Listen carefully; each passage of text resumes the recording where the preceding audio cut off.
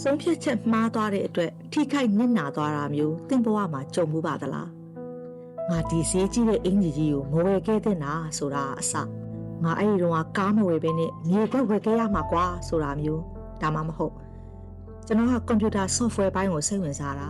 အမေတို့ကိုအလိုလိုက်ပြီးစေချောင်းတက်ခဲ့မိတာမှားသွားတယ်ဆိုတာမျိုး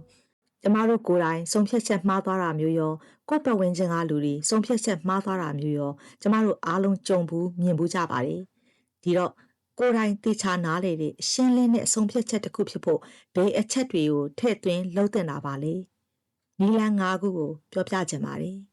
ပထမဆုံးလုပ်ရမှာကမဆုံးဖြတ်ခင်မှာလိုအပ်တဲ့သတင်းအချက်လက်စုံမီလားလို့ကိုမေးပါလူတိုင်းနှီးပါကြုံဘူးလောက်တဲ့ဥပမာတစ်ခုကိုပြောရမယ်ဆိုရင်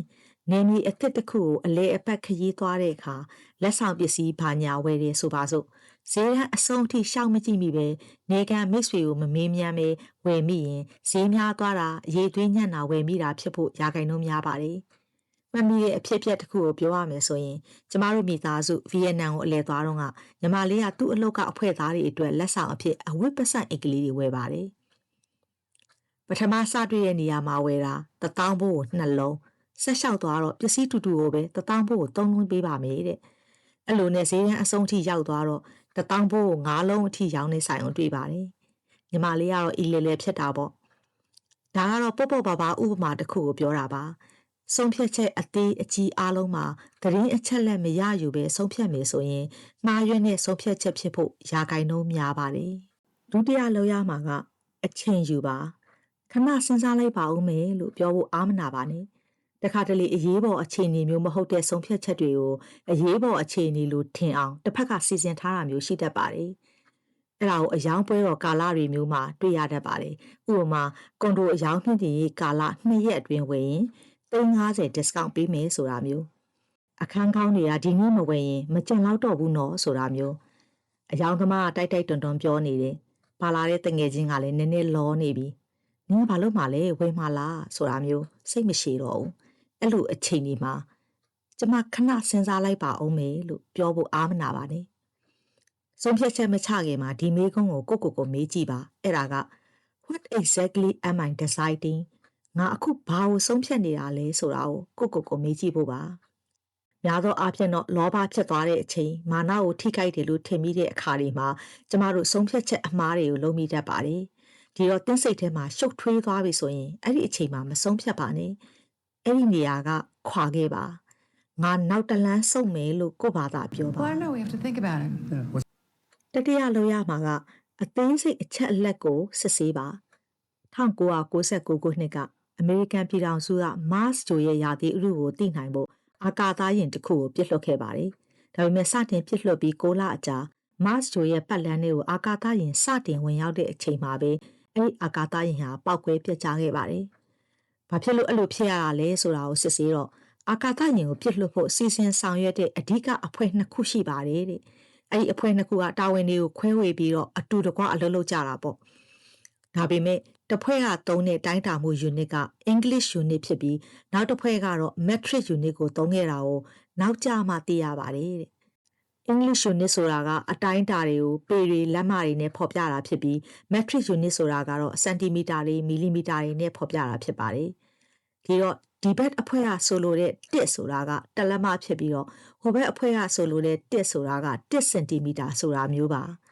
ဒီတော့အရန်တိကျဖို့လိုတဲ့အာကာသယာဉ်ရဲ့လှုပ်ဆောင်ချက်တွေဟာပျက်စီးခဲ့ရပါတယ်လက်တွေ့ဘဝမှာလည်းစာချုပ်စာတမ်းတစ်ခုကိုလက်မှတ်မထိုးခင်ဆုံးဖြတ်ချက်မချခင်မှာအရေးကြီးတဲ့အချက်အလက်ကိုမှန်စစ်ဆေးသင့်ပါတယ်နံပါတ်4ကကိုကောင်းကျိုးကိုတကယ်လိုလားတဲ့သူကိုယ့်ထက်အတွေ့အကြုံတာတဲ့သူစီကနေအကြံဉာဏ်တောင်းပါကိုယ့်ထက်ဒီအရင်ဒီလမ်းကိုရှောက်ဖူးတဲ့သူတွေအမှားကြုံဖူးတဲ့သူတွေသင်ခန်းစာရပြီးသားသူတွေစီကအကြံဉာဏ်တောင်းပါ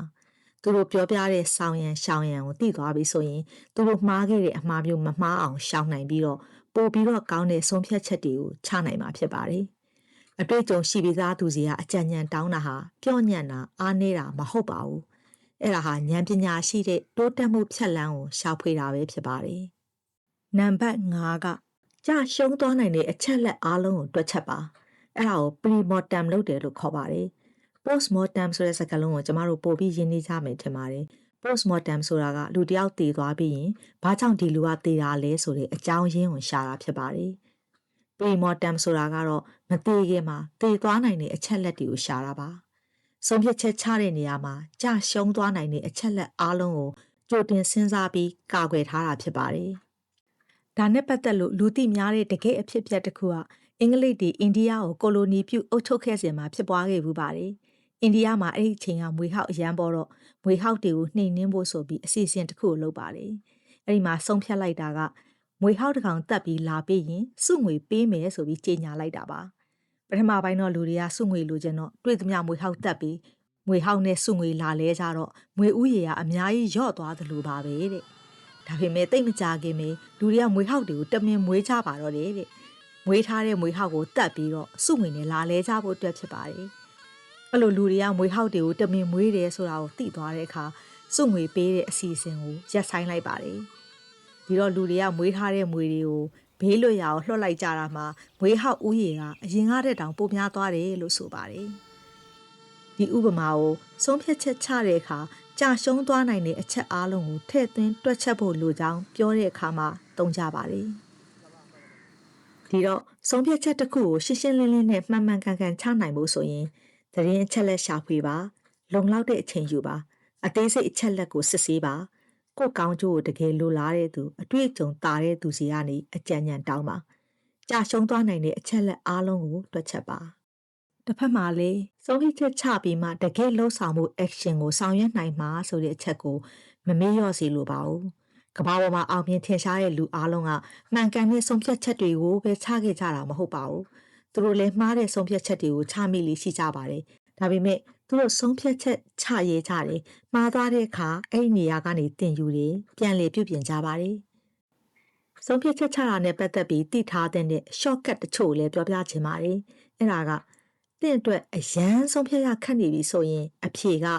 no ပါတဲ့ In decision making, I have a few heuristics for myself. Mine are if you can't decide, the answer is no. နှစ်ခုတည်းကတစ်ခုရွေးရမယ်ဆိုရင်ခက်ခဲပေမဲ့တင့်ကိုရေရှည်မှာတိုးတက်စေမယ့်နည်းလမ်းကိုရွေးပါတဲ့ Does the decision that you're about to make expand you, expand your future? If the answer is yes, then the decision is yes, no matter how terrifying it is. If you conversely look at the choice that you have to make and the decision will shrink you, then the answer is no. No matter how safe the decision is, the answer is no. Now, အရေးကြီးတဲ့ဆုံးဖြတ်ချက်တစ်ခုပြုလုပ်ဖို့လိုတဲ့အခါဆုံးဖြတ်ချက်အသေးလေးတွေကိုလုပ်ဖို့မလိုအပ်အောင်ပြင်ဆင်ထားပါတဲ့။ဘာဖြစ်လို့လဲဆိုတော့ကျမတို့ရဲ့အုံနောက်ကဆုံးဖြတ်ချက်တိုင်းအတွက်သူ့ရဲ့အင်အားကိုသုံးရပါတယ်။ဒီတော့အရေးကြီးတဲ့ဆုံးဖြတ်ချက်အတွက်အုံနောက်ရဲ့အင်အားကိုခြံထားနိုင်ဖို့အတွက်ဖြစ်ပါတယ်။ဥပမာအရေးကြီးတဲ့ဆုံးဖြတ်ချက်ချရမယ့်နေ့မှာဒီနေ့ငါဘာဝယ်ရမလဲဘာစားသွားရမလဲစသဖြင့်တည်တည်မမဆုံးဖြတ်ချက်တွေကိုအဲ့ဒီနေ့မှာလုပ်ဖို့မလိုအောင်ကြိုတင်ပြီးတော့စီစဉ်ထားနိုင်ပါတယ်ဒီဗီဒီယိုလေးကြောင့်မိတ်ဆွေဟာဆုံးဖြတ်ချက်အမှားတွေကိုရှောင်ရှားနိုင်ပြီးပုံမကောင်းမွန်တဲ့ဆုံးဖြတ်ချက်တွေကိုချနိုင်လာလိမ့်မယ်လို့ယုံကြည်ပါတယ်ဘဝကိုပျော်ပျော်ရွှင်ရွှင်ဉာဏ်ပညာရှိရှိဖြတ်သန်းသွားနိုင်ဖို့တန်ဖိုးရှိတဲ့အကြောင်းအရာမျိုးစုံကိုလေ့လာဖတ်ရှုပြီးပြန်လည်ပြောပြသွားမှာဖြစ်တဲ့အတွက်ဒီ channel လေးကို subscribe လုပ်ထားမယ်ဆိုရင်နောက်ဗီဒီယိုတွေမှာကျမတို့ပြန်လည်ဆုံတွေ့နိုင်ပါတယ်အဆုံးထိကြည့်ရှုခဲ့တဲ့အတွက်ကျေးဇူးတင်ပါတယ်